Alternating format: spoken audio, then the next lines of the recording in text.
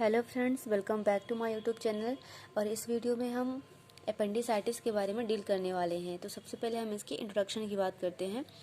Appendicitis occur when appendix small worm like tubular appendix attached to caecum of colon.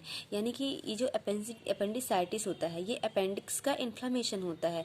और appendix क्या होता है? एक स्मॉल वर्म लाइक ट्यूबुलर एक appendage होता है जो कि इलियोसिकल जो यहाँ पर स्फिंक्टर प्रेजेंट होते हैं वहाँ पे अटैच होता है। जैसे कि आप ये देख सकते हैं, ये जो स्मॉल फिंगर लाइक प्रोजेक्शन है उसे हम अपेंडिक्स वर्मीफॉर्म अपेंडिक्स कहते हैं, जो कि ये नॉर्मल अपेंडिक्स है।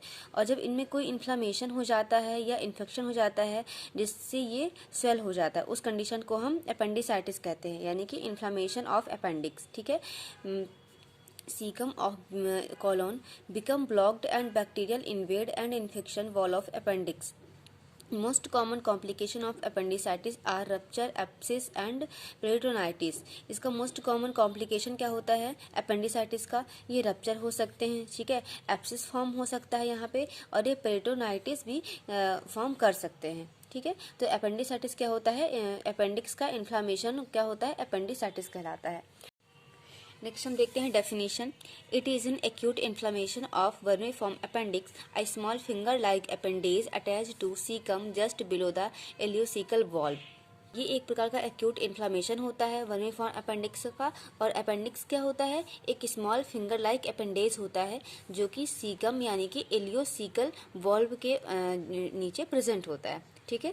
अब हम इसके कॉजेज देख लेते हैं। तो सबसे पहले है infection, obstruction of faecal matter, यानी कि कोई भी फीकल मैटर वहाँ पर अगर डिपॉजिट हो जाता है और वो ऑब्स्ट्रक्शन क्रिएट करता है वहाँ पर, तो उसकी वजह से इन्फेक्शन होता है। ठीक है। Inflammation and fibrosis of colon, या कि वहाँ पे इन्फ्लामेशन हो जाए या फाइब्रोसिस फॉर्म हो जाए कोलोन में, तो उस कंडीशन में भी होने के चांसेस रहते हैं। Most common in emergency abdominal surgery, अगर किसी प्रकार की एब्डोमिनल सर्जरी हुई है तो उस कंडीशन में भी ये होने के चांसेस रहते हैं। नेक्स्ट है लिम्फॉइड हाइपरप्लेजिया। हाइपरप्लेजिया यानी कि जब लिम्फॉइड जो सेल्स होती हैं उनका अगर नंबर बहुत ज़्यादा इंक्रीज़ हो जाता है, ठीक है, तो वहाँ पर ये डिपॉजिट होने लगती हैं सेल्स, उनका इंक्रीज नंबर, तो उस कंडीशन में भी अपेंडिसाइटिस होने के चांसेस रहते हैं। नेक्स्ट हम इसके क्लिनिकल मैनिफेस्टेशन यानी कि साइन एंड सिम्टम्स देखेंगे कि एक्यूट एब्डोमिनल पेन, ठीक है, जो कि 6 to 12 आवर्स तक हो सकता है in right lower quadrant area. जो हमारे स्टमक का राइट लोअर क्वाड्रेंट एरिया होता है वहाँ पे पेन होता है इसमें। ठीक है।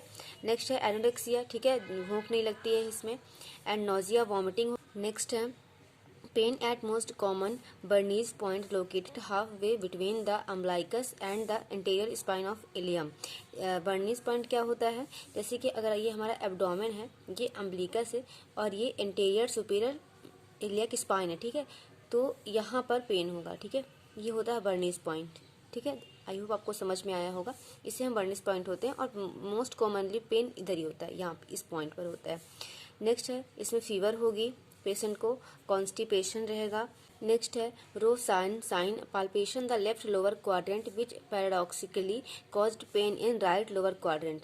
ये एक मेडिकली यूज एक टेस्ट होता है जिसमें हम जब लेफ्ट क्वाड्रेंट में प्रेस करेंगे, जैसे कि यहाँ पे एब्डोमेन है, अगर हम यहाँ लेफ्ट क्वाड्रेंट में प्रेस करेंगे तो हमें राइट लोअर क्वाड्रेंट में पेन होता है। ये एक टेस्ट होता है जो अपेंडिसाइटिस को डायग्नोस करने के लिए यूज़ किया जाता है। नेक्स्ट है abdominal distension and local tenderness with pressure. ठीक है। नेक्स्ट हम देखते हैं इसकी पैथोफिजियोलॉजी।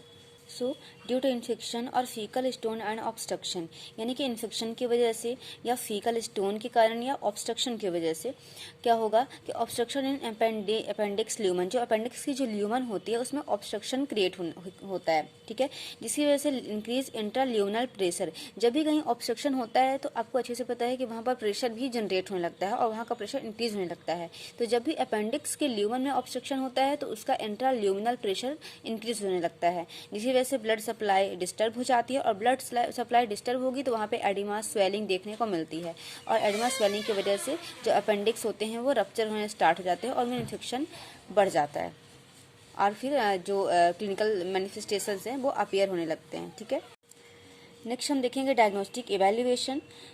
फर्स्ट है इसमें हम ब्लड स्टडीज़ करवाएंगे जिसमें हमें WBC इंक्रीज़ मिलेगा, ठीक है। लेप्रोस्कोपी करवाएंगे और यूरिन एनालिसिस करेंगे and positive sign and symptoms, यानी कि अगर जो भी अभी क्लिनिकल मैनिफेस्टेशन मैंने आपको बताए अगर वो प्रेजेंट है, पॉजिटिव साइन एंड सिम्टम्स है, तो उस कंडीशन में हम डिक्लेयर करते हैं कि पेशेंट को अपेंडिसाइटिस है। ठीक है। नेक्स्ट हम देखते हैं कॉम्प्लिकेशन। कॉम्प्लिकेशन में क्या हो सकता है, परफोरेशन हो सकता है पेशेंट के अंदर, पेरिटोनाइटिस हो सकता है, यानी कि उसका इन्फेक्शन बढ़ता ही जा सकता है। ठीक है। और वो इन्फेक्शन एब्डोमेन तक पहुंच सकता है। एब्सिस फॉर्म भी हो सकता है पेशेंट में। नेक्स्ट हम देखते हैं मैनेजमेंट, क्या क्या है इसके मैनेजमेंट।